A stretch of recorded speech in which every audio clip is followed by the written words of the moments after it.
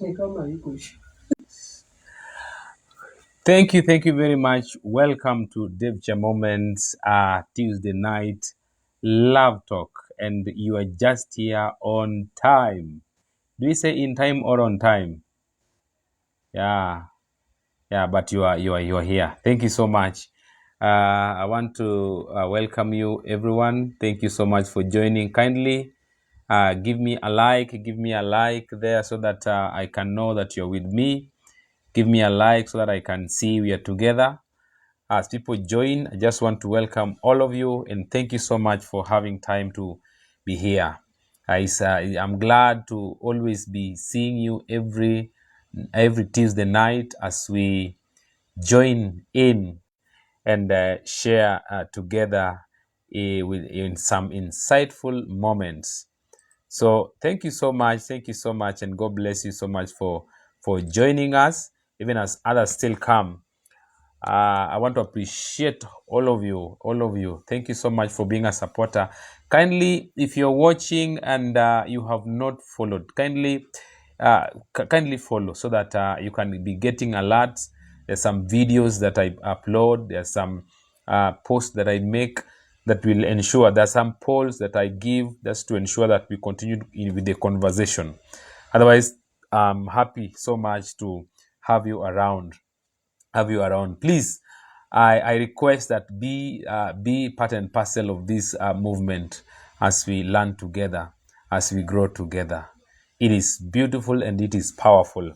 So thank you so much. And today we have a wonderful topic. We have a wonderful topic that you can't afford to miss. A powerful topic that you cannot afford to miss. This one is so great, and we are simply talking about communication. Communication. This is a word that has been tough. Communication is a tough thing. It is not as easy as people see it. Communication. I'm saying that because personally, I've been affected by it. Growing up, I grew up under so many circumstances that some were tough, some were easy, and that was life. So I realized that growing up, mostly I grew up alone. Yeah, you have to think by yourself, you have to do things by yourself. I had my mother around, yes, and my mother was, as long as I was okay, everything was fine. So I was, most of the time I was alone. So somebody keeping up with you, asking you where you are, what are you doing, there was nothing like that. Sisi ni wale tumelelewa hivyo. So ilikuwa ngumu. So with that mind of knowing that I can fend for myself, like nobody cares, I'm just okay with myself, I can decide and do. That was the condition then. But when I got married, things went a bit difficult. I learned the hard way because I had a wife here, and learning how to communicate and how to keep up with communication, I think a little bit ilinisumbua kidogo. So like I had to learn because there's the expectations that she had, and according to her upbringing, there are many things that she expected that I was to automatically know how to do them and how to deal with them. But unfortunately, it was not so. So I had to learn how to communicate. Many things I assumed when I married. I assumed so many things. I assumed that, my wife was able to do things. And I remember I was working in Kitui, and Kitui is far from Nairobi. So every weekend I used to be in Nairobi. Every Monday I used to go to Kitui. And you see, that the whole week I am not there. And where I was, I thought that my wife was able to take care of children. She had already taken care of the children, and I knew that everything was okay. So where I was busy. I go work, come, I go big work, come, and that was it. Uh, until sometime, one of my children was sick, and you see, there's the expectation where my wife expects that I should be able to be calling, to finding out, blah blah blah, hizo vitu kama hizo. But I found myself that I was so busy knowing that my wife is capable and she can do it. And it didn't turn out well. It didn't turn out well. Yeah. So one time she called me and she told me, where, yani, which kind of a husband are you? Yani, you cannot even, you cannot, you are just there. You're just there. You're just there. You cannot even find out how your child is, and you knew that he was not feeling well. And I had to sit down and try to think, and so it is a learning. So communication is very important. And what I want to tell us that it does not come automatically. Great communication does not come automatically. Whether you are in, whether you are, how do you call it, whether you are whether you are relating, you are dating, it does not come automatically. Does not come automatically. You must learn. It is an art that you need to learn. You need to learn. You need to learn. You need to learn. So that is the essence. That's why I'm here. Yes, need to learn. You must learn how to communicate. It is true. So like myself, I had to learn, and I'm still on the journey. I'm still learning. I'm still learning how to communicate better, because most of the time I realize that my expectations, I expect something from my wife, whereas she is expecting something different. Something different. So at the end of the day, you realize that there are some conflicts. If we would know how to communicate, let me tell you, conflicts will be very less. And this one is even important. Even I serve in church, and sometimes I have found myself on the wrong side of issues, because personally I did not communicate well with my seniors. I failed to communicate with my senior pastor. I failed to communicate well with my bishop. And sometimes it's the other way around, that my senior pastor or my bishop expected me to do something, whereas myself, I didn't know. My expectation was different. So they're there, they expect me to do something, but because there was no clarity of things, I found myself that there was some disconnect. It happens. Maybe I traveled, like I remember, uh, we had a meeting with my senior pastor, and we were just trying to go through last year, and she pointed out some things that were true. Like, I thought I had communicated some things. Maybe I was to be away for a week or so, sometime, and maybe I talked to the bishop and I failed to talk well to the senior pastor. And you see, maybe I thought that maybe the bishop would talk to the senior pastor, all the other way around. And it didn't, it was not so. So at the end of the day, a program gets some misstep, maybe within the program, within the administrative part of management, just because there was no clear communication. Ladies and gentlemen, communication is very important. I want to welcome you to the Master Talk tonight, as we talk about mastering the art of communication. Yes. Thank you so much for those who are joining. Brenda, thank you. Joyce, thank you. Beryl, thank you. Kindly share this video. I want you to share on your WhatsApp. Also share on your profile. Just click share upon and share here on your profile, so that we can expose it even as we continue to talk. Otherwise, thank you very much for joining. So, like I have said, that many relationships fail. Many, I'm talking about many, fail not because of lack of love. Sometimes love is just there, but because of poor communication. Where there is poor communication, there is always some misunderstandings. Where there is poor communication, there are unexpected and like unspoken expectations.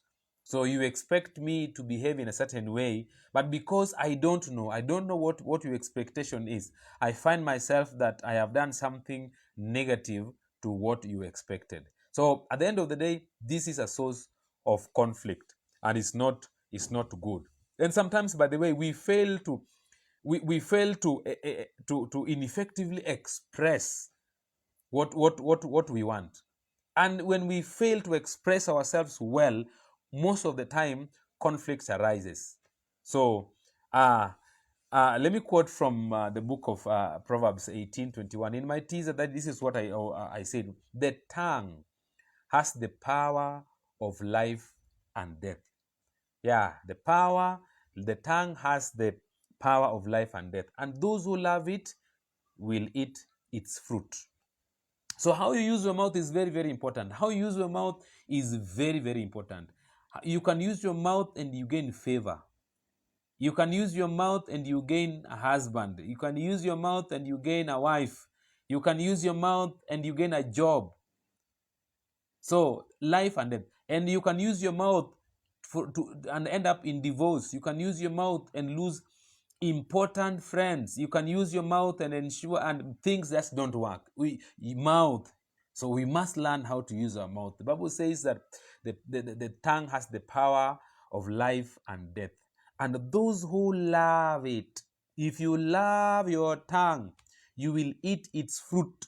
If you love your tongue, so we want to learn how to love our tongue and how to use it and to eat the fruit thereof, the fruit from our tongue, the fruit of effective relationships, the fruit of growth and connections that we get because we know how to communicate.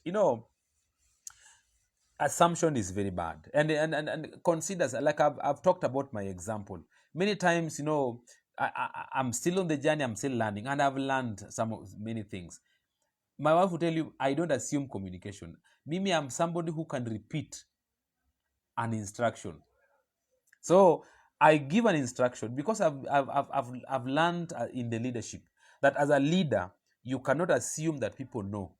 I have learned that if you give an instruction, don't assume people know. That anajua. Si anajua hiyo ni kazi ya husband. Si anajua hiyo ni kazi ya boyfriend. Hatu all girlfriends wanafanyanga hivyo. Hakuna kitu kaa hiyo.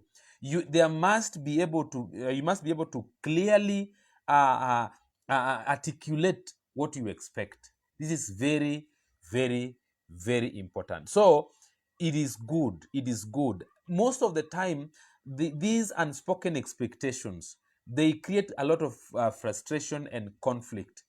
Yeah, a lot of it.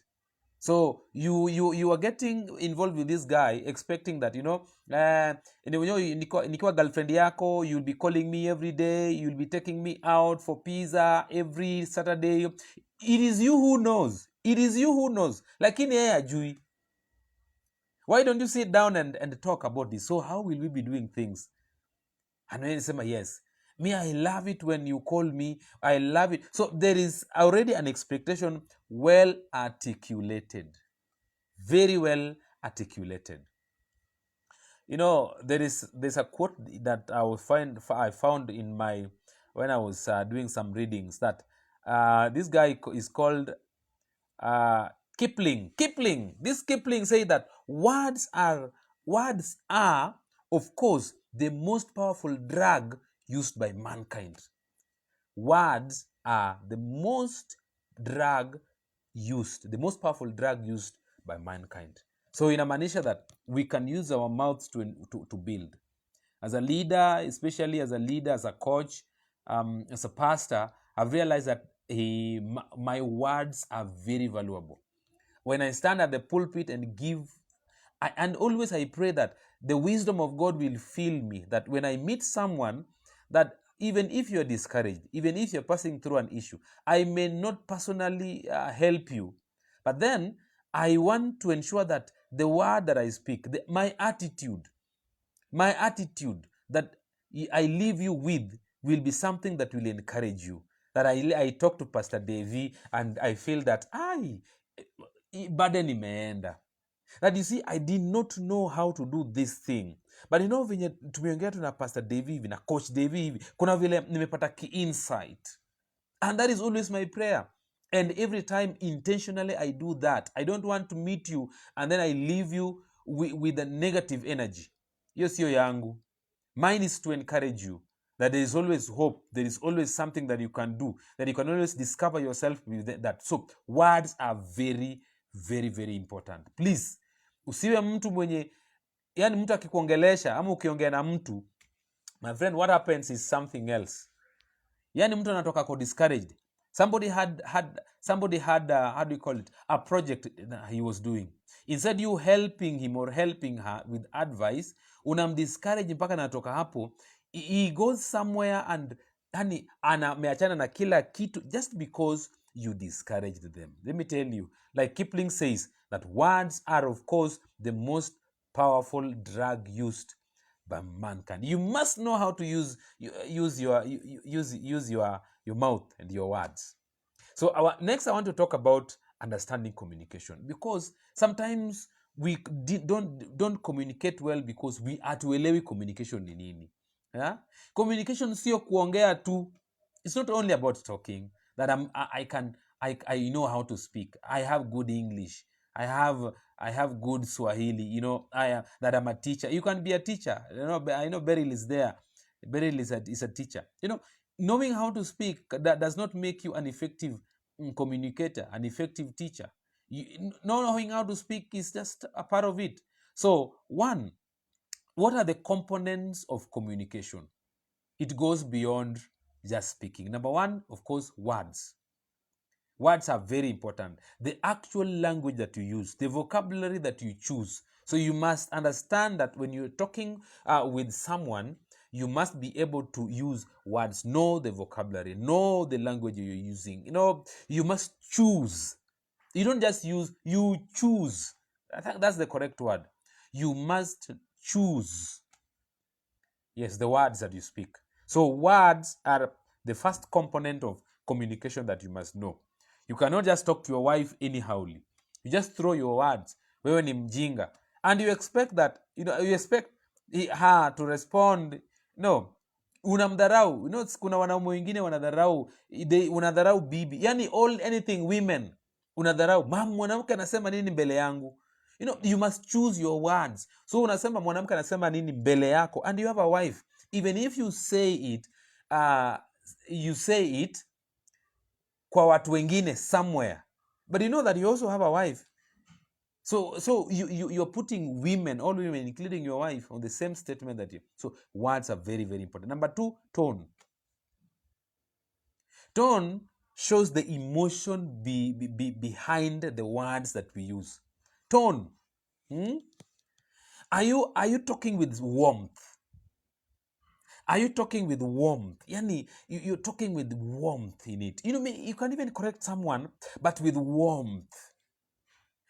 Or is it sarcastic? There are people who can be saying but sarcastic, or it can be an urgency. Yani, you are urgently speaking. So the tone is very important. So you must be able to discern the tone that you use anytime you do your communication. So words, tone. Number three is the body language. Body language. Kindly, those who are live, I want you to write those points there. I want you to write those points there so that we move together. Please write those points there. Write the points there, please. And I think as we move together, just write those points there so that we learn together. It's good to follow my people who are live. Please write those points there. Number three is the body language. This is a third component of communication. These are gestures, like I'm talking and I'm doing gestures. They're facial expressions. When I get serious, I come and I want to be around the screen so that you can hear me. An important word that you must hear. Body language is very, very important. Posture is very important. Eye contact is very, very important. Communication. So, when I talk, like now when I talk and maybe I'm looking at my screen, my computer, I'm looking at it and I'm looking on my phone, I'm just, you realize that there is some disconnect that you get. But anytime I look at you, I face you, there's a connection. The words that I speak get into you. And there is a way you feel it. There's a way that's connect. So sometimes you're there in a relationship, you're there. Body language inasema kitu ingine. So somebody is talking to you, your wife is talking to you, your husband is talking to you, and the body language is Body language is very important. So you are there and your body language faces, and you know, some of us, we can discern body languages. Somebody talks and say, no, hey, that body language is saying something else. You can even agree with someone, but then the body language inasema kitu ingine. Inasema we, your body language imekataa, lakini mdomo imesema yes. These are things that happen. Of course, the last component I wanted to talk about is listening. Listening is very important. So are you truly hearing? Yeah? Are you really understanding the other person? Or just waiting for your turn to speak? You know, most of the time, this is what we do. And especially generally, even with your friends and even in relationships. Sometimes, some of the friends are running away from you because you are poor in listening. Yani unajifanya umejua until you don't want to listen. You don't want to listen. You don't want to listen. Yani you're there and you don't want to listen. So I am talking to you and you already know the answer. So like you're waiting. I'm waiting for my turn. And you see, we become victims of such. We become serious victims of this. Serious victims of this. Serious victims. I don't know if you have been a victim of this. That you are there and you are talking and the guy is talking and unangoja tani yako like niko na answer, you know, mpaka unaanza mwambia wewe ndio unaongea, wacha wewe ndio unaongea, wacha ni that is, you are not a good listener. You are not a good listener. Thank you for the love. Thank you for the likes. You're not a good listener. You must be a good listener. In fact, it is said that for you to understand if you're a good listener, this is what you do. If somebody is talking to you, even if, because misunderstandings come to the point where, you know, you are not understood the other person and you want to answer, maybe most of the time to justify yourself. It is said that in life skills, as we coach people in terms of communication, and even within the couples, when we talk with the couples in a session, maybe a counseling, there's an issue. You know what I do? Yes, it is simply somebody speaks, the other person in total silence. And after this party has expressed himself or herself, now the other party, my work is to tell you, can you repeat what he or she said? Una repeat what she said. And the other person must be able to do what? To accept, hey, this is what you mean. Hey. So I'm hearing A, B, C, D. So when I came and I didn't greet you, so you are saying that you felt very bad. Yeah, okay. Hey. Oh, so if you can explain that, you can report exactly what the other party has said. Now, yes, that is what I've said. Then it will be very easy to understand and ensure that you understand each other and respond appropriately. Most of the time, our assumptions always tells us, you know what, I know what to do. You know, you don't love me. You don't love me because you didn't bring breakfast yesterday. So you know you don't kulikuwa na Valentine. We had Valentine and you never sent even a message. So you don't love me. The whole day you don't love me. You know, somebody was saying that siku ya Valentine, there's a lady who expectation ilikuwa big from the boyfriend. And then what is funny is that the boyfriend didn't respond. Yosema alimblock asema tumeachana. And sometimes, maybe, when they sit down to talk, will she be able to listen to the other person? Was the other person in a place where, you know, things just didn't work like, you know, this always understand. So after that, then you'll be able to know that hapa sasa kuna shida. I need to do better. I need to do better. Do you know that let me quote from the Bible. James chapter 1 verse 19. James chapter 1 and 19 says that everyone should be quick to listen, slow to speak, and slow to become angry. If we can understand that, everyone, whether umekosewa, whether hujakosewa, whether you have whether you are a leader, whether you are a follower, whether you are whether you are a mother or a father, a boyfriend, a girlfriend, if you believe in the wisdom of the Bible, like James tells us in chapter 1 verse 19, everyone, if we can learn that, quick to listen, and this one is common sense, listening ni ngumu. Yani we always harshly, tuko ready, tunataka kusikiza nini, I want to answer. If we can listen, with the time, my good friends, I've learned that sometimes in the stillness and the quietness, that this is where the energy comes. This is where the wisdom comes. This is where vision is made. In the quietness, the stillness, the listening. This is where things are made. This is where empires are made. This is where visions come. This is where strategies come. The times that I sat down just to listen. And I'm alone, but I'm listening. I just listen. And thoughts come. And sometimes God speaks to you through thoughts. Zile zinakujanga tu, sure. After umesoma Bible and umekaa hapo, una meditate, oh God, una meditate. And then in that stillness, there's a way, spontaneity of the thoughts. And sometimes God uses some spontaneity of thoughts when you are quiet. The idea comes, and that's where I take my pen and write. I read those ideas even if I don't believe in them, because my current situation does not show that these things are possible. But I write them. I write them. I write them. Please, everyone should be quick to listen. Please listen. Please listen. Hata kama umeona umekosewa, sometimes just listen. And somebody wants to explain, just listen. Be slow to speak and slow to become angry. So very, very important. So, body language, words and body language ni muhimu sana. Sometimes when a friend tells you that, I am fine. You have a friend, you have a boyfriend, or a fiancé, or even a wife and a husband who tells you I'm fine, but avoids eye contact. Please, the words and the body language must go together. So, I'm fine. Na wewe umekaa huku, I'm fine. There is nothing fine there. There is nothing fine.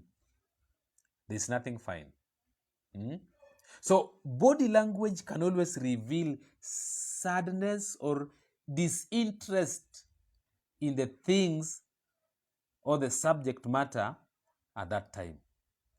Yeah. So body language is very, very important. Of course, tone is also is very important. In terms of tone, you can say that, that's a great job. But the way when you unaisema, you are appreciating someone, but how you are saying it, so flat tone, indifferent tone, that thing can change the meaning of the appreciation that you're making. Great job. With indifference, great job. I did this. Your child comes and anasema, daddy, leo mjua nini, leo nilifanya hivi, and great job. There's no great job there. The meaning of the compliment is totally different from the enthusiasm, enthusiastic tone. Wow, you did it. That's my boy. That's my girl. That is it. Sometimes, I do something and my wife comes. That's my, sometimes even my wife loves playing, and she'll, that's my boy. I'm like, I'm your boy. And you see, nimekuja pengine nimepata kama I was in the house and decided just to do something in the house. Maybe I decided to rearrange the bedroom, or I decided to wash utensils, or I decided to arrange the sitting room and just make sure that everything is fine. And she comes, and maybe ametoka job, and she opens the house and automatically knows that something is different here. And she smiles and tells, that's my boy. The enthusiastic tone in here tells me you are right. You mean it. You mean it. You mean it. Very important. This is very important. Before I go to the differences between men and women, how men and women communicate, let me tell you something. There's some research that I found that I just wanted to tell us. Research says something, and let me just quote this.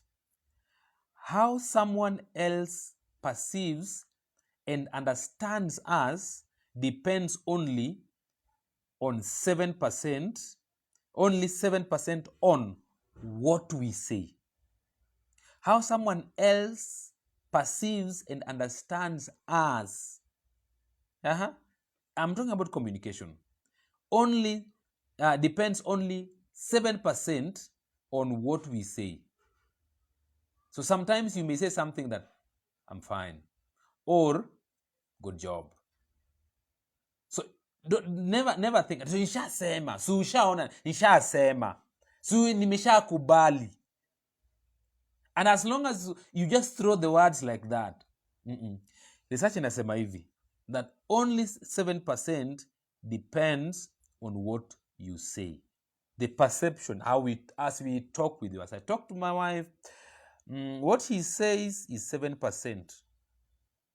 But then it depends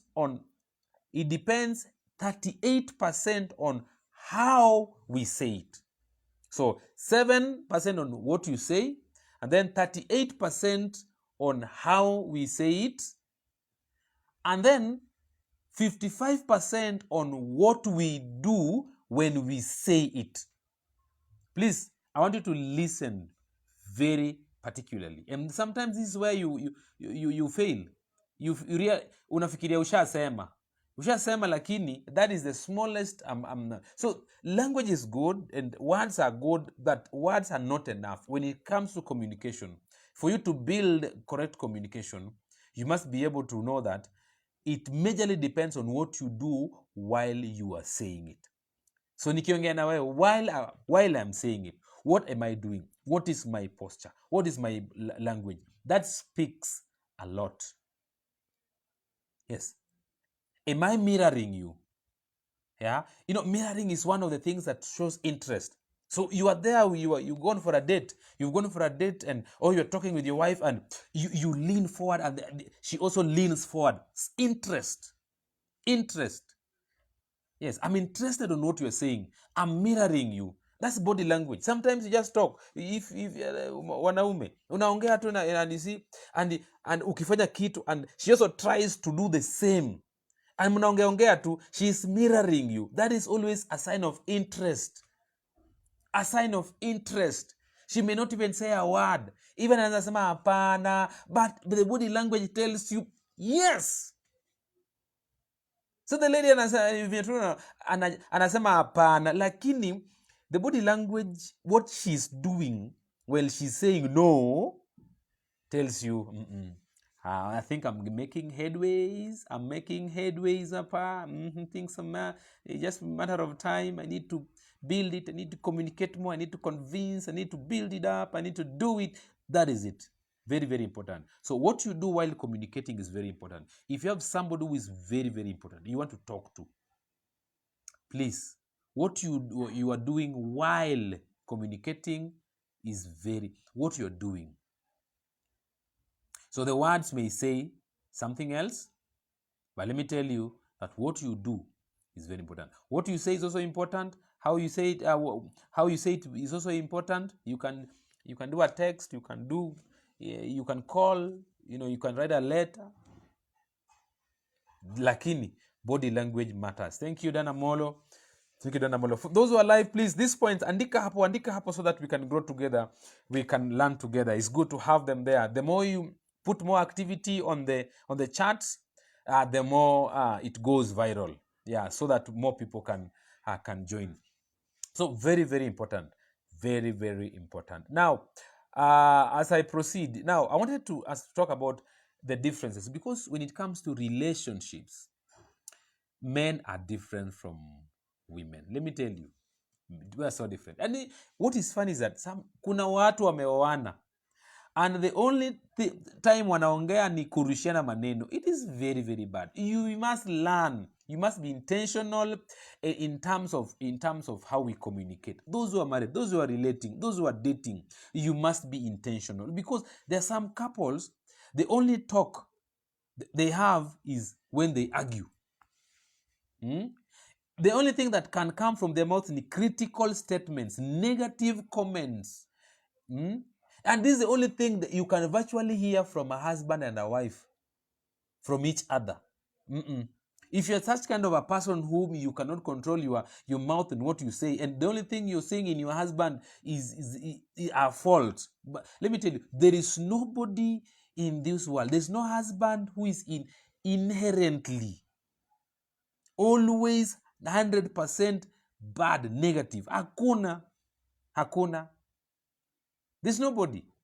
And sometimes the more we criticize, the more we argue and throw these things, the more somebody does not even make an effort to understand where he or she is. It may be a problem that can be overcome, but because of much criticism, it becomes worse. So you must learn. That's what I'm saying. It's an art that you must, a craft, let me call it a craft that you must learn intentionally. Let me tell you, as much as I'm also learning, I'm intentional while talking to my wife, especially when sometimes when I feel like hiyo naona kama amekuja juu, I intentionally calm down. And of course, ladies, I'm talking about the differences we have. Ladies are more emotional, and sometimes the emotions, they may arise, and something I just told me that, you see, now if I react to this emotion, it will lead to more arguments and it will be a disaster. I tell you, intentionally, I just calm down. Intentionally, I intentionally do that, and it works. Kindness, intentional coming down, intentional, so that I don't become a party to escalating a problem through poor communication or trying to justify myself that I'm the man, I'm the husband. Utaniambia nini? My friend, it is an art that intentional, it must be learned intentionally. So, most of the time, men, sisi wanaume, we communicate to solve problems most of the times. We are project oriented. Yeah, we are solution oriented.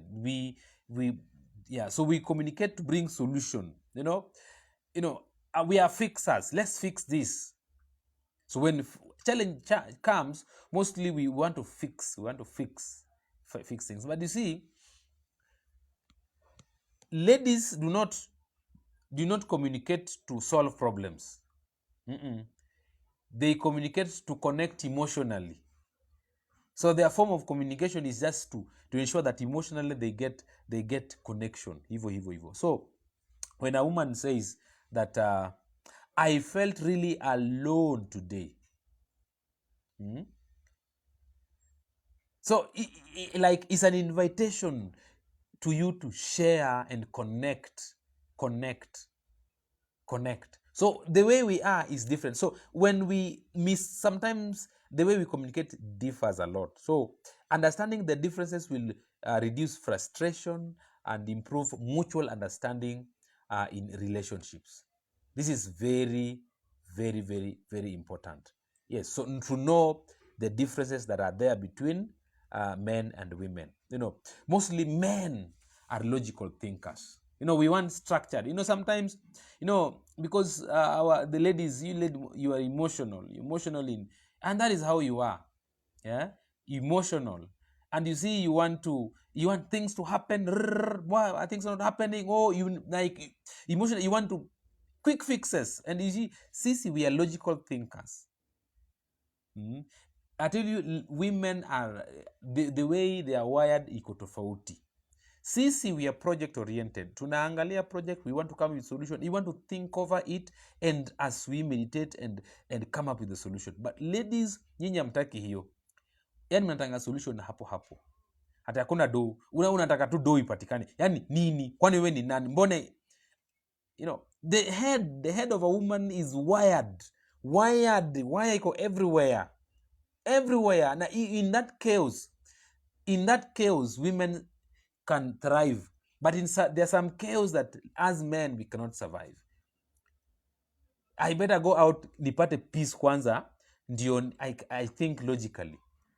But even that time when there's a misunderstanding in communication, and there's just a misunderstanding, and the man wants to go out, jamaa anasema wacha let me cool my head huko nje, wacha nipige maraundi.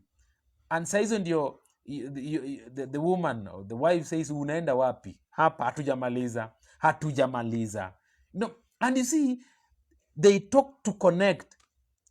Kuna chaos ndio, kuna miscommunication ndio, lakini like bado in that chaos where I feel that my head is not working, my brain is not working, still bado hatujamaliza, kaa chini hapa tuongee. And I'm like, no, my mind cannot. Can I give me some time, I think over it? To ladies, hiyo chaos ndio point of connection. The more you argue, the more you talk, the more, and I feel kuna connection, kuna emotional connection. Kwangu hiyo inanipatia mbio. Tesi. Hiyo inanipatia mbio. So getting these differences is very important. As wanaume, we are logical thinkers. So sometimes you can give me some time to think about it. Give me some time to think about it. No, sometimes nikisema, that's why sometimes women make rash decisions, and they feel that I realize nilisema mapema sana, because it was an emotional response. But as men, most of the time we want to take time and think over it before we give. We are logical thinkers, but women are emotional feelers. Yeah, emotional feelers. The difference. So logical thinkers versus emotional feelers. Yeah. So logically, I want to think about it. Ndaka mind yangu, how will we solve this? How will we come out of this problem? How will we come up with a solution? Sometimes I cannot give you the solution hapo. I want to take time so sometimes when we take time before we bring a feedback, my wife comes and tells me, bado. So that is it. So if you understand the differences, so you will know, maybe as a lady, you'll know that, no, I know this guy just wants time to think over it. Let me watch and impact some time. And the response comes after getting all things together and then coming up with a solution. And ladies, you emotional feelers. You want to emotionally feel it. And that's why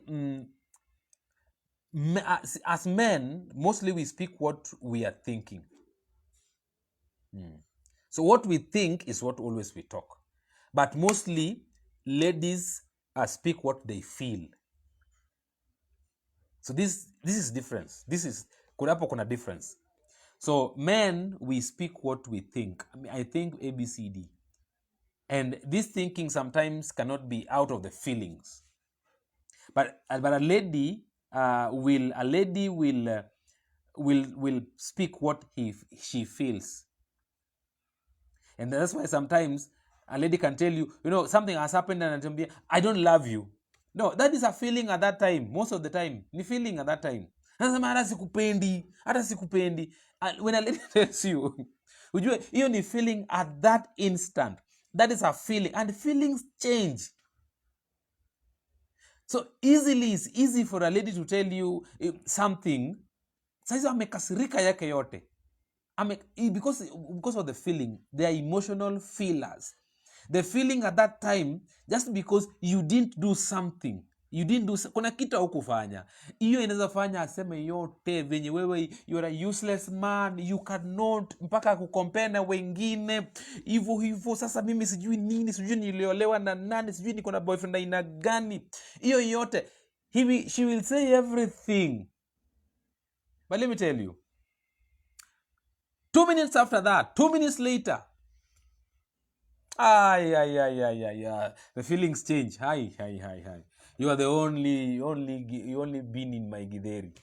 You are the only bean in my githeri. You are the only fish, only tilapia, the only one, my tilapia in Lake Victoria. So ladies are emotional feelers. So gentlemen, relax when don't be rushed when with the emotions the ladies, because they always change. Yeah, because of the feelings. So if you can take care of her feelings, then at least she will be okay. Yeah.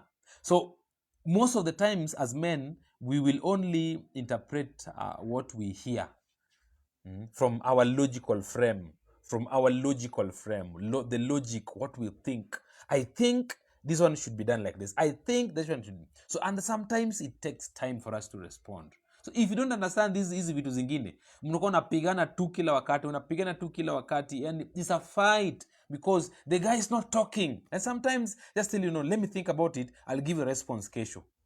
Anasema pana, before tulale. Tell your husband, before tulale lazima nipatie majibu sahihi. A lady, a wife, tafadhali. Akisema kesho, allow him, allow his logical frame. Yeah? His logical frame, the reference point akonayo, ile the logical thinking ifanye kazi, so that akikuja kesho itakuwa rahisi, atasema yes, now I've thought about it and I think ABCD can work. But you know what? Women will always reply from the emotional frame or reference. That's the difference. So please, kujua hizi vitu ni ngumu, ni rahisi, ni vizuri. Yeah. Because a man and a woman, we can all hear the same message at exact time from the exact same speaker, lakini venye tunaiona iko tofauti, completely different. Most of the time I've said something very innocent. My wife anakuja na interpretation nyingine, sema wa nasema sasa hiyo umefikiria aje? I was not even there. And these are the things. Yeah. So that's why the same problem can easily arise when we are trying to communicate with each other, with a lady and a gentleman. Most of the time, please, conversation is just not communication. You can talk to each other but not understand each other most of the times. And sometimes ndio inafanyikanga in relationships, in marriages, ndio inafanyikanga. We talk with each other, lakini hakuna communication inafanyika. Non-verbal elements, communication inakuwa very, very poor, and that is not good. So you must learn, you must understand where you are. How do you communicate? What do you say? How do you say it? Did you react emotionally? Did you hear the other party? Can you talk back? Can you say back whatever they say so that you are sure you understood? And then you say yours, and then yeye pia arudie venye umesema, understanding, so that when you now make a decision, you're able to understand this one, it was like this, the other one was like that. This is very, very, very, very, very, very important. Ladies and gentlemen, as I proceed with my talk tonight, I want to talk about types of communication styles. Tuko tofauti.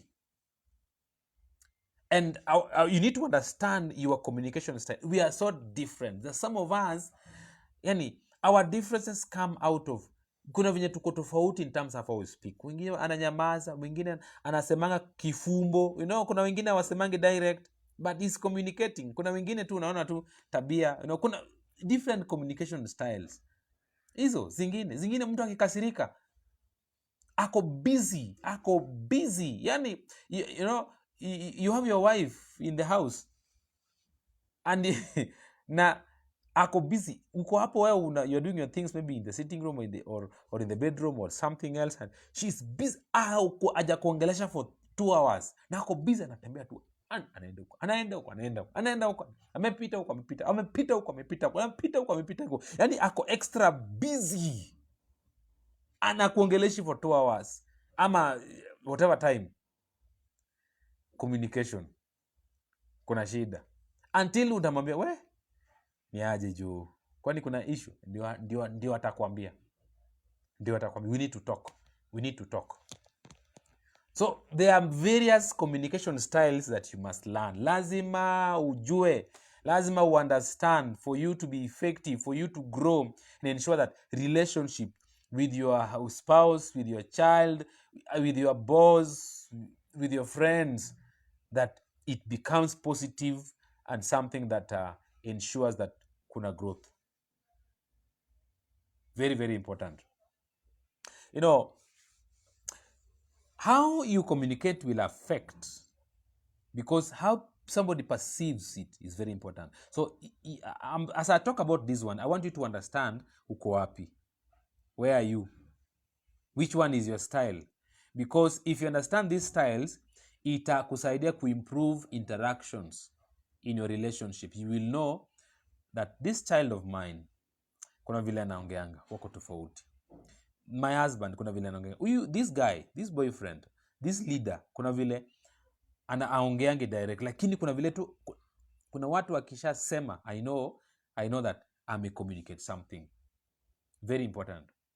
If you look at Uhuru Kenyatta, the former president, and look at the late Kibaki, and you look at maybe the current president, Ruto, their modes of communication, their styles are so different.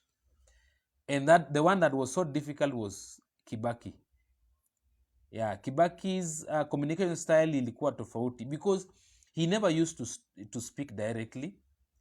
Kuna vile anasema tu hivi, and wachanganuzi washasoma everything amesema. Yani article inaandikwa 3 newspaper pages, but alisema tu kawad kamoja. Kawad kamoja tu ndiye alisema. Na hiyo word kamoja itakuwa the source of talk for the whole week in radio stations and even in TV stations.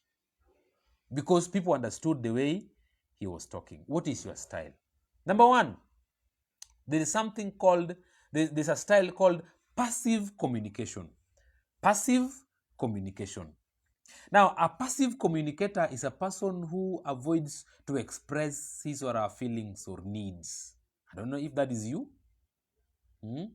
Somebody who suppresses the thoughts. And most of the times, this person suppresses the thoughts and the feelings to avoid conflict. Are you that kind of a person? Are you that kind of a girlfriend or a boyfriend?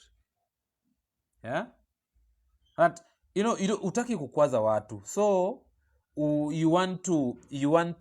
you avoid expressing your feelings or your needs. You cannot even ask for help. The people cannot even ask for help. That if you ask for help, utaonekana yani like itakuwa conflict, kutakuwa na war. A passive communicator. Another example is saying, it's fine. Just do what you want. This guy has neglected you. This guy, umejua tu, there is something hajafanya, and hajafanya. He was supposed to call you, and you agreed he was to call you, he never called you. She was supposed to do something, or she was supposed to come, you meet somewhere, and she never did it. And because you're a passive communicator, you can easily say, it's fine, yeah, just do what you want. That is your style, but iko na consequences. So most of the time you realize that a passive communicator will always agree to plans even if they have other commitments. You're a passive communicator. You know that you cannot meet this person. You know that this one, huwezi fanya hii. You cannot do this. It is very difficult for you. But because you don't want you don't want conflict. You don't want conflict. You cannot express your feelings or needs. You suppress your thoughts. You cannot simply say that, your time that what you're telling me to do, I cannot do it at that time because I have some other commitments. So allow me finish this commitment. After that, that thing that you want me to do or you want us to do, then we can do that project at this time. You cannot say that because you're a passive communicator and it kuna consequences zake. So most of the time you will suppress your feelings, and what happens most of there'll be resentments, you'll resent, you'll have burnout, you do things you don't want simply because you're a passive communicator. You must also learn, as much as you're a passive communicator, I'm saying that these things are learned. It's a craft. You must know that. Know your weakness. You know your weakness. That, hey, Mimi, I'm always not good in expressing myself, my thoughts. And sometimes I find myself, I overcommit. I promise. Because I overpromise. Knowing very well that, hey, Mimi nayo, siwezi fanya. You must learn to balance. If you're a passive communicator, please, you must learn how to express your feelings, express your needs. Don't suppress them in order to avoid conflict. There must be a balance, because later kutakuwa na resentment, utachoka, you'll be burnt out, you'll do things you don't want, and it is bad. Please, if you're a passive communicator, know that you must be able to express your feelings. The second type of communication style is an aggressive communication or an aggressive communicator. I don't know kama hiyo ni wewe. Huyu jamaa can express his or her needs forcefully. Forcefully. You talk forcefully. You want what you want forcefully. You disregard the other feelings. Yani hiyo utake kujua hizo feelings zingine.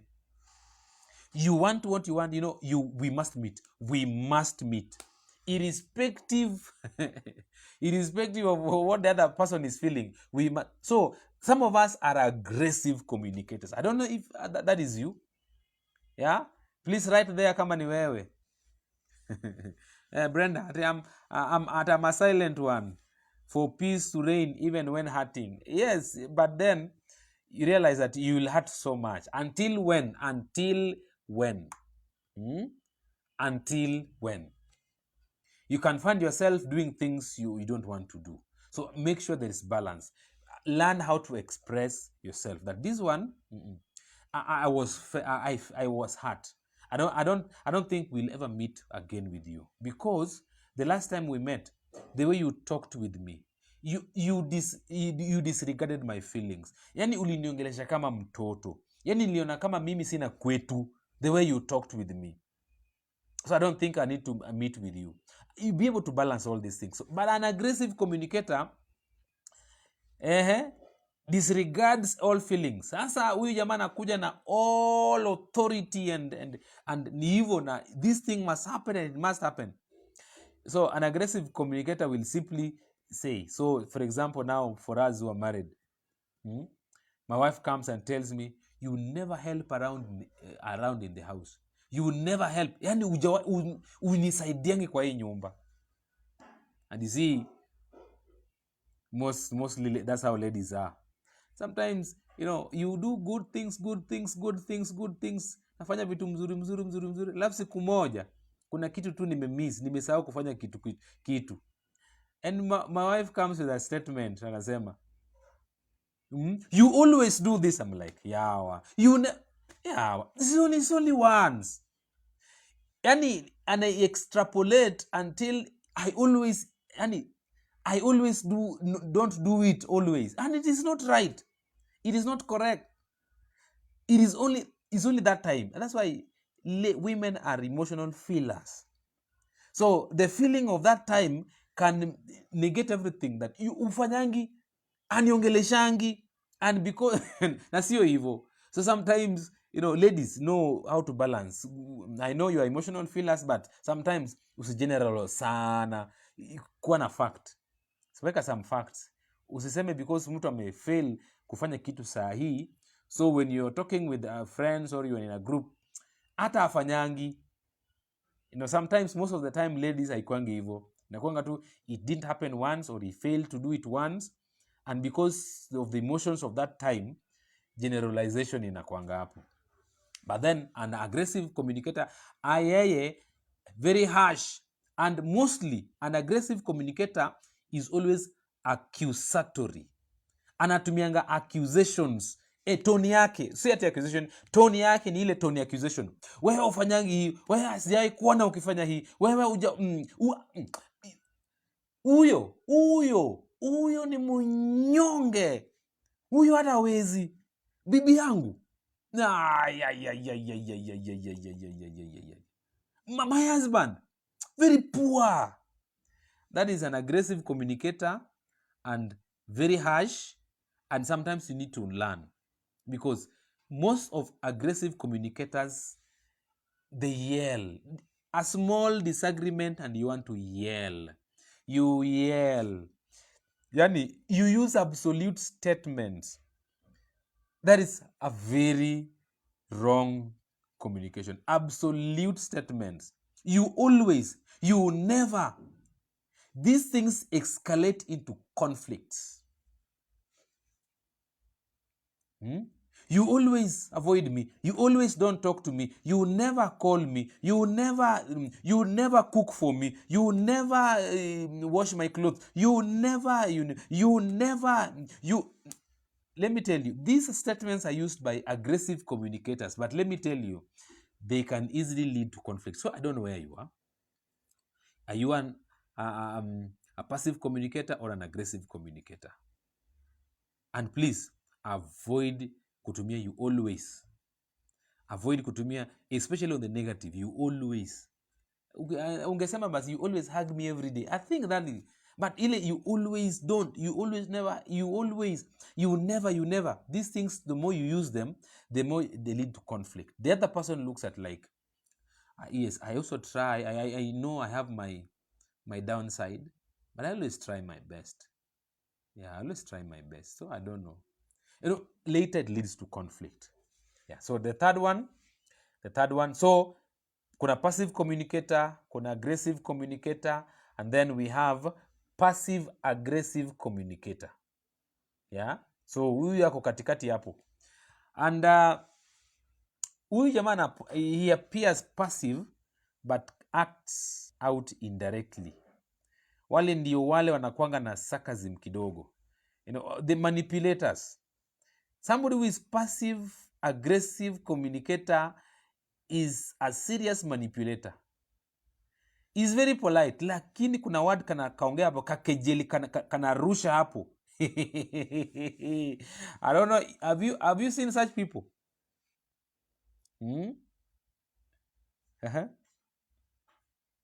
Have you seen such people? People, somebody who is is very quiet. Like, si quiet. Ako hapo lakini kanarusha ka word hapo kana kugonga.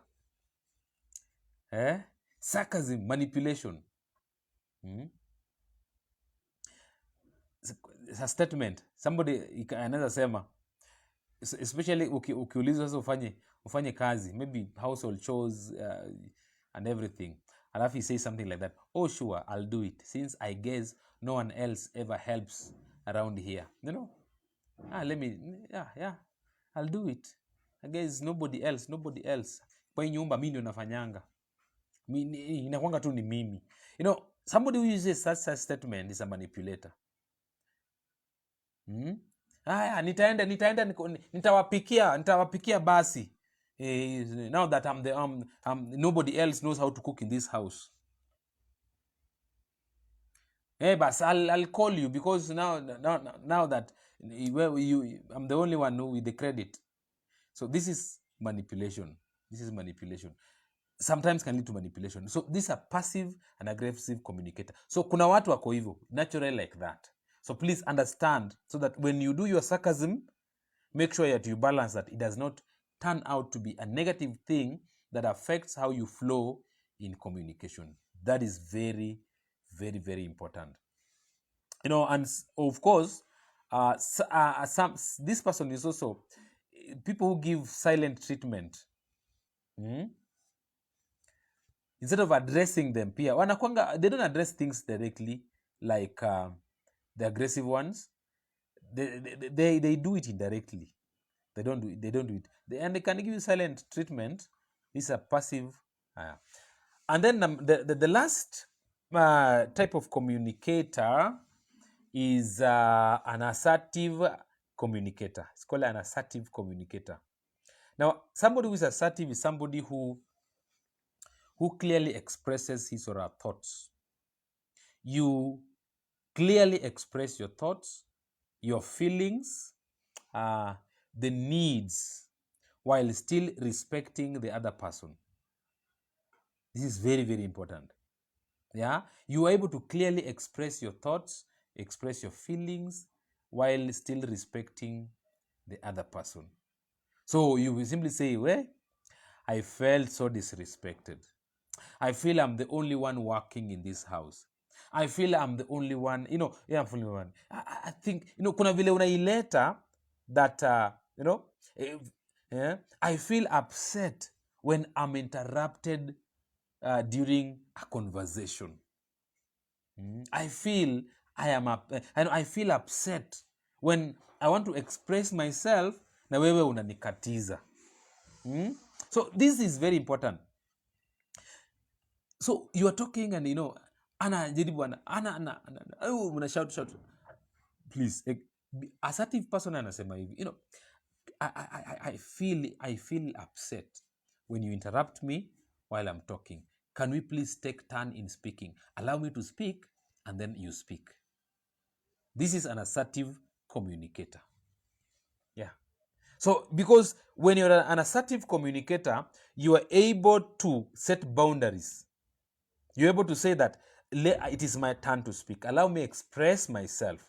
And then after I have done that, then you can take it up and also express yourself. This is very, very important. There is boundary. Yeah? Please, I need some quiet time after work before we start talking. So you are able to, it is very important, please, to be able to express yourself assertively. Kindly allow me, I don't feel like talking now. Allow me just have my quiet time. I just relax and then we can pick it up. Allow me just take some 5 minutes, take a nap, and please, I will not be able to contact you at this time because of ABCD. Can we talk at this time? You have a boyfriend and he is calling you at the time when you are busy doing something. Maybe you're cooking for the family. You're cooking for your mother and father and everyone around. Seriously cooking, like, and saizi ndio anaongea. An assertive girlfriend or an assertive lady will be able to pick that call and tell this guy that I'm making a meal for the family. Kindly, let's talk after 1 hour. I will be able to contact you and then we talk. That is called assertiveness. Mostly what we do, we say love is blind, but I told you that love is never blind. It's us who are blind. You are so blind that you cannot see that you want to chakula inaungua, you want to postpone making something for the family or for yourself just because you're being called. You are a passive communicator. You don't want to hurt somebody's feelings. No, hapo hapana. A good communicator should be able to be assertive. Kindly know, saizi I'm in church. I am in church. Please, let's talk after I come from church. Saizi your boyfriend is not even going to church. Hata jana, uko wapi? Kuja. Nikuje aje na nienda church. An assertiveness, be able to, kuna boundaries. An assertive person is able to say, no, I cannot say this, I cannot do this at this time. Allow me to do this after this one. This is good communication. Yeah. So you're being assertive without being confrontational. I'm not saying you be confrontational. No. Like somebody who is an aggressive person. No. You're being assertive. Yes. So before we do this, can we allow me ABCD and then we proceed? This is very, very important. Now, Before I go to my next session of the levels of communication, allow me quote this. Ephesians chapter 2 verse 29. Ephesians chapter 2 verse 29. Do not let any unwholesome talk come out of your mouths, but only what is helpful for building others up according to their needs. So please, whatever comes from your mouth should be something that builds. Something that builds. I know when we're angry, when things are not working, automatically, you want to throw words. You want to throw words. You want everybody to know that you are angry. Yes, and you can justify your anger, I know. But you know what? May your words be things that can build. Yes, I'm trying to look at these ones. Yes, Brenda says I'm a silent one for peace to reign even when hurting. It's called Vli Oma Acheng. You guys think it's one psychologically, but in real sense hamfanyangi. Kweli. No, allow us to always think about these things before we act. Sometimes we just need time to act. We may not respond haraka because men are slow. Yeah, we are slow, generally slow in terms of sometimes processing some things. But ladies, you're emotional and like you have all the answers and you have all the available and you want to speak about them at the same time. But that one disengages our minds.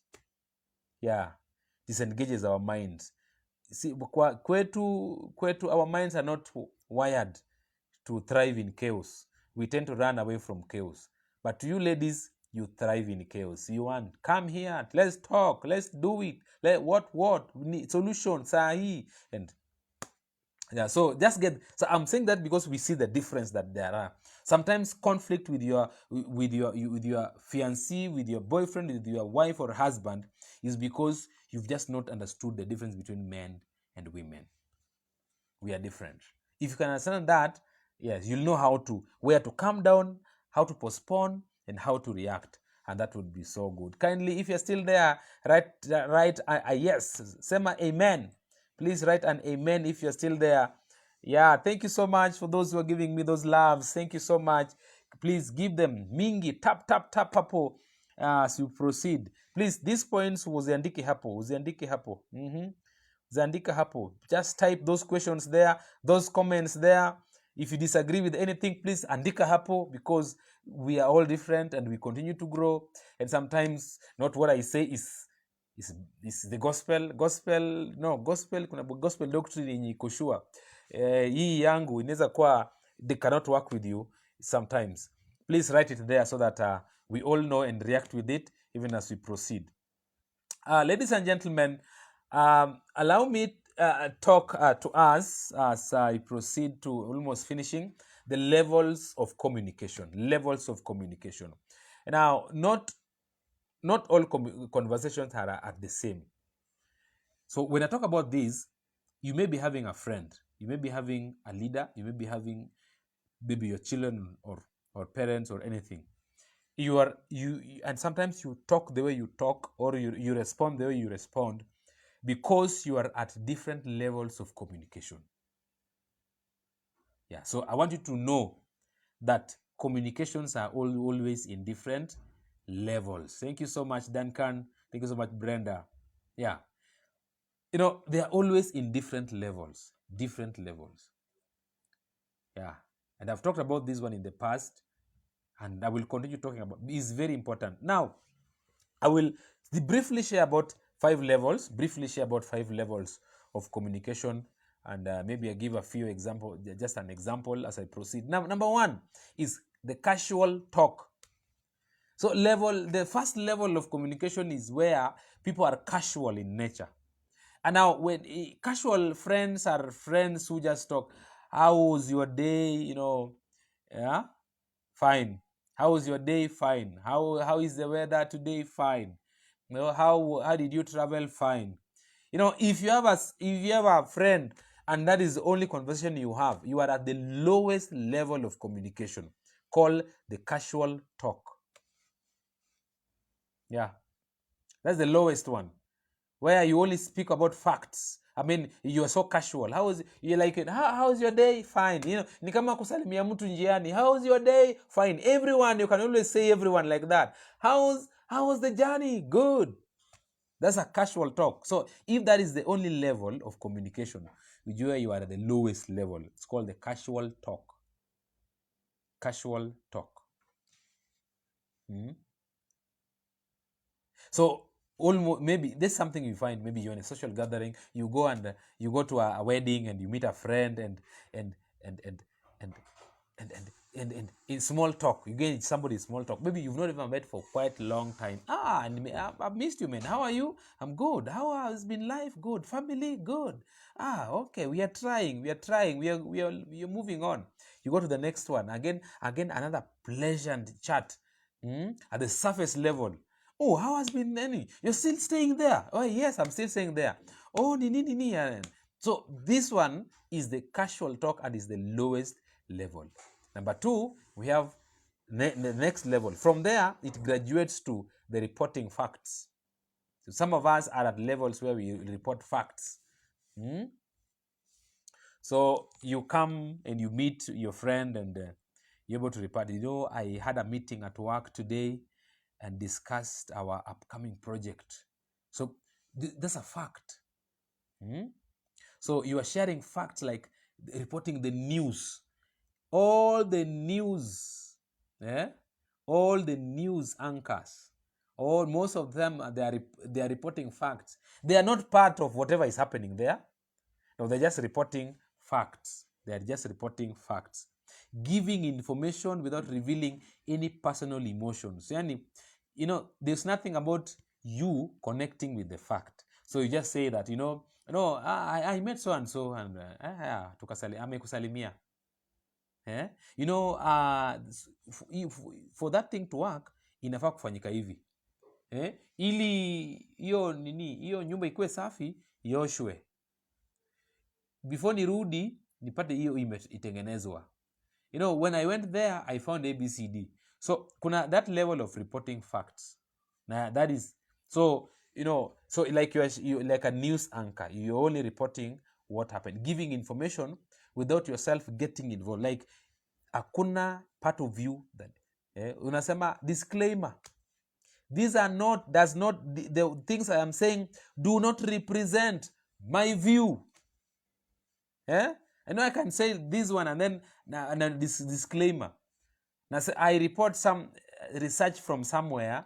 Now I say that if you follow this research finding nimesema, it's up to you. It does not represent me as Coach Davie. Mimi kama David, hiyo kitu ainihusu. Hiyo nimereport. So that is the second level. And then another level is expressing opinions and ideas. So this is where now you tend now start becoming now a bit of, now you express your opinions and ideas. Opinions, remember the opinion. Yeah? So I think we should try a new approach to our project. Maybe we need to do more creative brainstorming sessions in this one. So at least you're able to come up with opinion. So you are in a group, or you are with your boyfriend or girlfriend, and you're with your wife at your level, that now at least you're able to give your opinion. You give your opinion. I think we should try this, a new approach. I think we should try this. So this is a third level. And this is similar to a team meeting where ideas are shared. Like you're together in a meeting and you want to share. You invite feedback without personal vulnerability. Please see the way I am talking about these ones. Hapo bado hakuna personal vulnerability. Hakuna that personal. You're two just giving ideas. I think we can do this. I think we can try this. I think we can try this. So that is the third level. The third level. And then the fourth level is the sharing emotions. Hapo is where now the vulnerability starts to happen. Yeah. I felt really disappointed when you did not call me back. It made me feel very, very unimportant. Now, your emotions now. You want to share your emotions now. You're sharing your emotions. So when you reach there, now you are now sharing your emotions. So there are levels of communication. And some of you, you are there, and please don't get married if you're not married. Don't get married when the communication has not grown. You must intentionally develop communication. Otherwise, the misunderstandings that will be there in that house, in that marriage, will be too many, and there'll be fights everywhere. Emotions are very important. I felt disappointed. I felt disrespected when you said this one in front of others. You are my husband. But whatever you said, I really felt that I'm not appreciated. Yeah. So like you're sharing, sharing emotions is like opening up a window, letting in the fresh air of your true feelings. So that is very, very important. So you must seek to reach that level. Seek kuna wengine uwezi ongea, ukisema yako inakuwa tu ni shida. So what, hapo kuna shida. Communication breakdown iko hapo. Lastly, hapo kuna complete emotional and personal communication. The fifth level is complete emotional and personal communication. And an example is like this. And I've been feeling overwhelmed with everything going on in my life. You become so vulnerable now, Sasa. And sometimes I feel like I am not enough. I need you to know how much I value our support for each other. Are you getting that one? So that kuna vile you value, yeah? You complete emotional and personal communication. Let me tell you, hapo watu hawafikangi. Hata wenye wameolewa, wameoana, hapo watu hawako. Kuna wenye wameoana lakini wako kwa fact level. Facts. Unakuja na scientific facts. The earth is oblate spheroid. Fact. When ukichukua gari hapo utafika kule inshallah. Fact. Ukipanda ndege utafika Kisumu ama utaenda wapi? Fact. Kenya is full of corruption. Fact. Raila kupata AU chair. Fact. And some of you, that is the level where you are. Fact level. Please, you need to go. Try, push yourself to get into the area of complete emotional personal communication. Let me still need this example that I wrote down. And I've been feeling overwhelmed with everything going on in my life. And you feel that, things have been happening in my life and I feel so overwhelmed. And sometimes I feel I don't add up. I'm not enough. I cannot make it. And I need you to know how much I value our support for each other. That is it. If you can reach a point where you can be able to open yourself like that, tick. So this is a level of heart-to-heart conversation where nothing is hidden. Yani, that is a place of true vulnerability that creates deep intimacy. Hapo ndio ukifika ndio kuna intimacy. Intimacy iko hapo. So ndio hapo ndio intimacy. Intimacy si zile za facts. So when I talk about intimacy, I'm not talking about having sex. No. Hiyo ni ingine. Hiyo ni physical. That can happen even without vulnerability. That one can happen anywhere, anytime, without any emotional involvement. That just happens. Can be a physical activity that just happens. But an intimacy that I'm talking about is where there's a heart-to-heart talk, conversation. There's nothing hidden, and a level where you're able to say, you're able to talk about yourself, you're able to connect with this person and produce your feelings, and that is very important. Yes, very, very important. Colossians 3:18 inasema, but now you must also rid yourselves of all such things as these: anger, rage, malice, slander, filthy language from your lips. Ladies and gentlemen, I'm just about to finish. Let me go through the few points I have here and then we leave. Please, are you getting something? Thank you. Duncan, sometimes, especially after a long day, a busy day, I don't like talking mostly. I feel like just being alone, maybe reading or watching. At such times, if a friend calls me, I'll be casual and tends to be brief. Is this a problem? Am I normal? Yes, that is why you need to be assertive. you need to be assertive. If it is something that is continually there, then be assertive. Have you ever sat down or called back this person and told him or her that basically every evening nikitoka job? I've also been a teacher. I used to lecture. I used to lecture I used to lecture at an institute, and let me tell you, kufundisha ni like lecturing 3-hour class, 2-hour class, umeongea kifika jioni nilikuwa nimechoka. By the way, I feel you Duncan. Let me tell you, nilikuwa nimeenda na saa hizo, mjua my family was in Nairobi, I was in Kitui, and I used to get into that small room, that one room, my hiding place, and I am so tired. I don't even want anyone to knock my door. Nothing, no one. I just want to be alone. And I agree, it happens. So what happens is this: Duncan, to avoid conflicts, you need to be assertive in this way. You need to call back or talk to that person, tell them, no, please be calling me. Kama ni ile inaendelea, please be calling me at this time, because after job I'm just tired. I just want to rewind. I just want to come back to normal. Please have a talk. I know I value you so much as a friend of mine. If kama ni girlfriend or mama fiancé, please assure her how much you love her. Usiruke kwani wewe uone nimechoka. Hiyo hapo ni poor communication. Assure her that everything is fine. I'm just fine. Everything is okay. But no, at such a time, I don't think if I can talk. I'm just tired. My emotions, I'm drained. I tend to be coarse in my talking. Let's get good time. In that good time, then can ensure that you also ensure that you honor that one. It is good. That's why assertiveness means you talk. I value you so much. And it's normal, but I value you so much. But this time I feel that my mind does not work. I need to rest for some 2 hours and then we talk.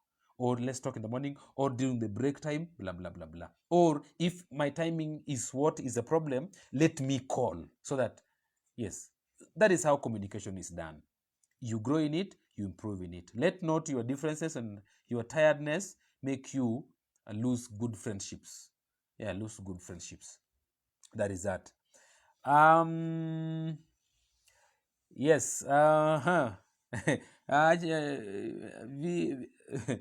Unasema ati how was the weather today? Hey, good. Yeah, that's how people say. Please, very fast. Wow, my time is running down, man. Kuna good versus bad communication. I just want to go through them and then we finish. Now, examples of good communication that please try to develop. One, especially active listening. Active listening is very important. Active listening. Don't just active listening. When your partner is talking, please make an eye contact. Nod. Repeat back what you have heard.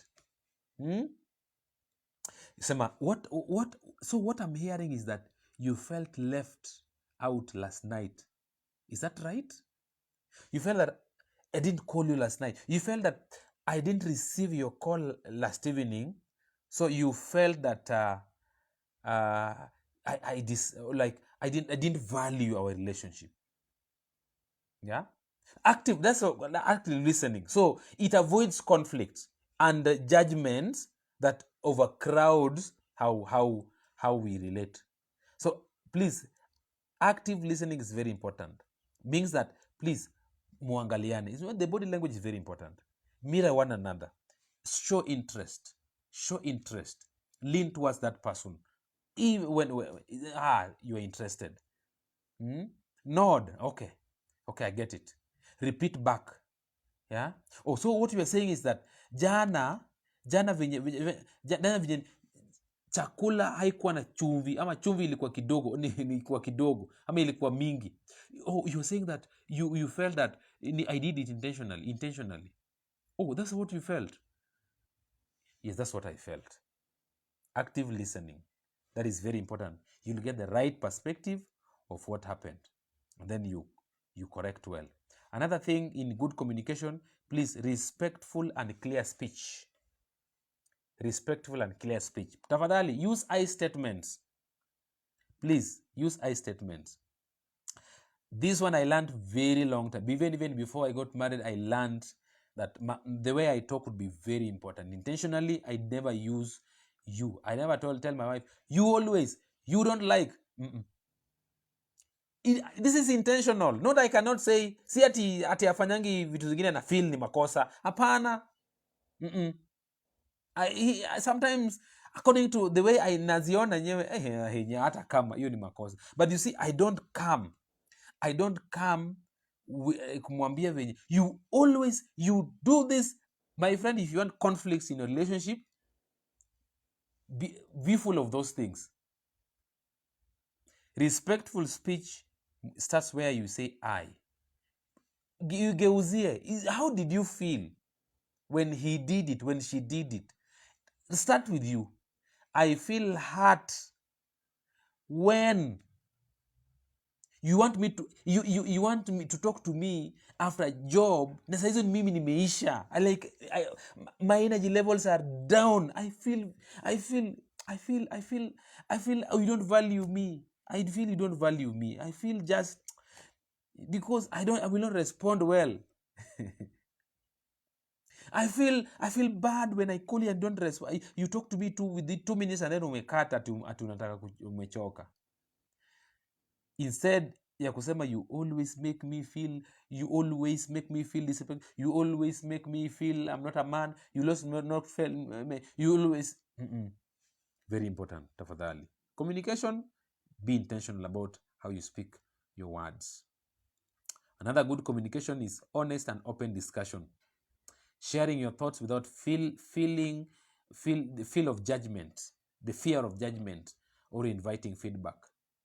Be very honest that you'll be able to express myself without the fear of judgment. That venye nimesema hivyo, nitajajiwa hapo, nisema venye huyo yako hivi. And then constructive conflict resolution is very important. This is another good communication. You're able to disagree with someone. I disagree with you on this issue because. Please don't do it on a personal attack. Anytime kuna conflict, please avoid personal attack. Najuanga wewe ni mchoyo. Just because you are supposed maybe to visit someone and akasema no, sahi venye kuko naona kama si kuzuri. I don't think wewe ni mchoyo, wewe ni mwanamume gani, wewe ni mchoyo. And then it becomes just this, I disagree because of ABCD. But don't do it while doing personal attacks. Bad communication in yelling or speaking in anger. Shouting during disagreements. This one escalates the conflicts instead of resolving. Please, yelling, hey, tafadhali. A soft answer quenches wrath and anger. Soft answer is very important. Please, hata kama umekasirika, if God can help you control yourself, please, yelling is very negative. Yelling is a sign of poor communication. Poor communication. Hata kama umekosewa aje, yelling shows that you are not yet. You are a slave of the other condition. You are a slave of the other person. Anytime you're angry, you speak in anger and you yell too much, it means you have been mastered by that condition. You've been mastered by that person. So anger is always, if you can control it, the better. Only the better. Because the more you do it, the more you escalate the problem and you don't resolve it. Another bad communication ni ignoring or giving silent treatment. Yes, you refuse to speak to your partner after an argument, leaving issues unresolved. That one is a poor communication habit. Another one is interrupting, not listening. Like I told you that somebody talks and you are there ready with an answer. In fact, sometimes hata kama ni positive, because some of you are poor listeners. You just pick a two story. Instead, we listen to you. We want to interrupt you. Yani unataka kummalizia. Tuache mambo ya kumalizia watu sentences. Wacha wamalize and then we give ours. So constantly cutting off your partner mid-sentence because you feel you have the answer. Please, Not letting them finish their thought is poor communication. I'm saying this one so that you know yourself. Where are you? Where are you? Where are you? Where are you? What can you change? What can you throw away from the window? And what can you build so that you can become a better communicator? And then another one is blaming and criticizing. Yes, blaming and criticizing. You never listen to me. Rather, discussing how you feel in a calm manner. Please just discuss how you feel. Don't say you never listen to me. That is blaming, criticizing. You're a poor communicator. I'm categorical about my words. You're a poor communicator when you blame and criticize. You never listen. You never. Concentrate on what you feel. Concentrate on what you feel. Yeah. Concentrate on what you feel. I feel this and this anytime you do this. I feel I'm just, yeah. Please concentrate on what you feel. Yes. And do it in a calm manner. Lastly, on that point is avoiding tough conversations. I know some, even in marriages, I tell you, sometimes things become so hot and we continue piling them because we don't want tough conversations. Especially finances. This is one of the tough areas. Research says that one of the areas that bring lots of conflicts in marriages is financial issues. So not discussing financial issues until they become major problems. Just wait. You better discuss them with the time as you proceed. Proverbs 15:1 says that a gentle answer turns away wrath, but a harsh word stirs up anger. What are the other ways to improve your communication as we finish, ladies and gentlemen? Tafadhali. You must improve your communication. It is a process. It is a process. It involves awareness. It involves practice. It involves commitment. Let me give you some strategies. You can add on, you can improve on them. Number one, be intentional. Be very, very intentional.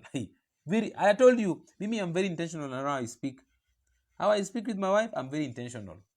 Even when things are wrong, I avoid using you. You always. That one I learned early. Peace is very important. Conflicts will always be there. But how we approach them will determine whether we will be together or we will be breaking up every week. Very important. So please, being intentional means that sometimes you can even schedule check-ins, discuss thoughts, feelings. When something you feel is wrong, usikae sana, just sit there. Don't pile them. Be intentional about it. Just talk about them. Yeah. And I know ladies are very good in this sometimes. Ladies sometimes want to talk. They want solution hapo. And I know some men are also good in this one. They don't pile. Please continue. And sometimes if you have challenges, communication challenges, hebu ziandike chini. And if so that you can track, kama uko na shida ya anga, andika chini.